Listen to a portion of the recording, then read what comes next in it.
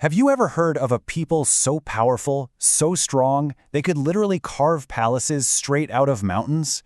A people who looked at everything they had built, at their own immense strength, and shouted to the heavens, "Who is mightier than us?"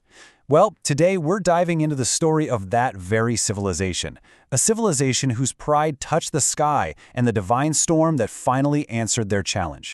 So, let's set the scene. After the time of Prophet Noah, a new people emerged, the people of Ad, and they built a legendary city, a place called Iram of the Pillars.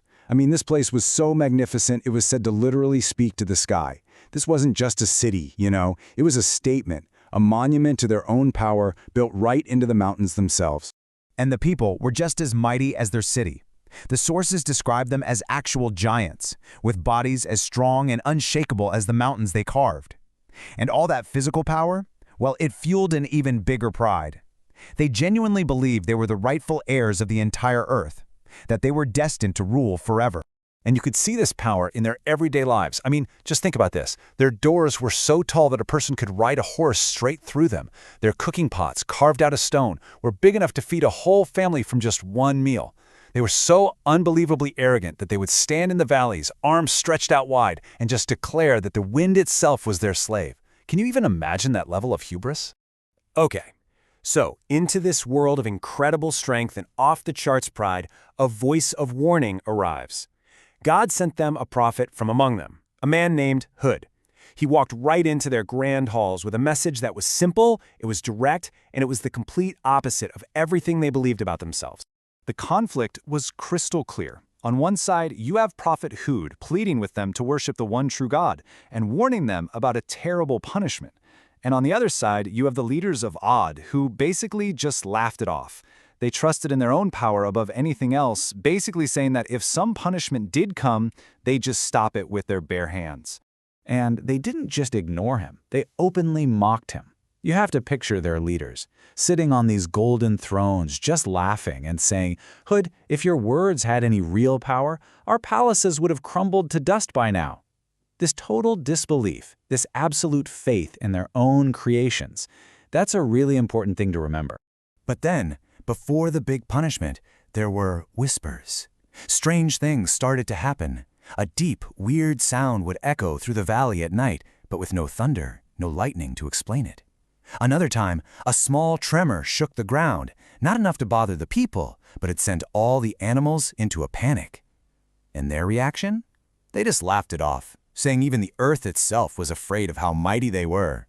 And then God's judgment began, but not with a bang, not with a big crash. It began with a deafening silence. The sky, which had always given them rain and life, just stopped. A devastating 3-year drought fell on the land.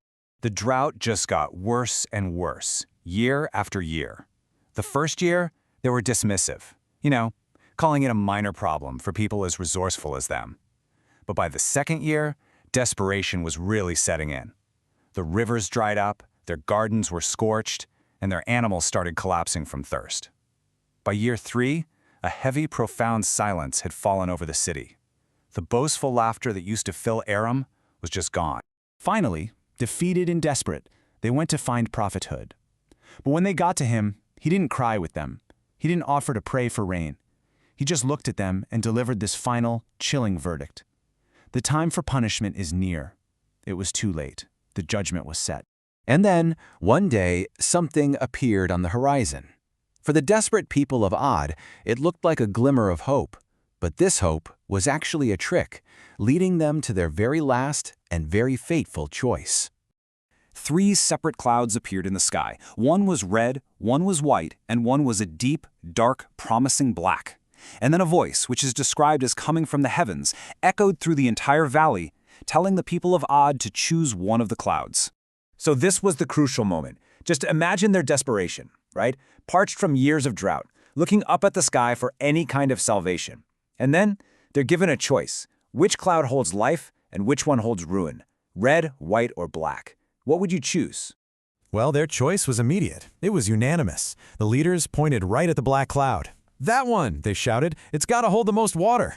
And just like that, a huge wave of joy and relief swept through the city.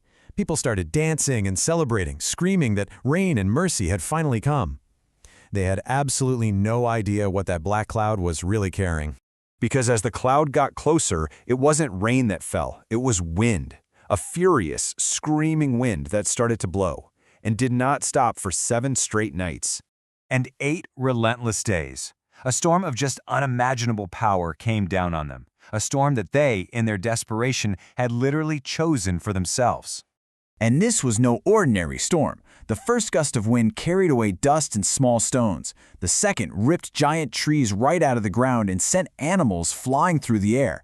And the third gust started lifting the people themselves, tearing them from their homes. Their magnificent palaces, those symbols of their power that spoke to the sky, were scoured by the wind until they just collapsed and were buried under the sand.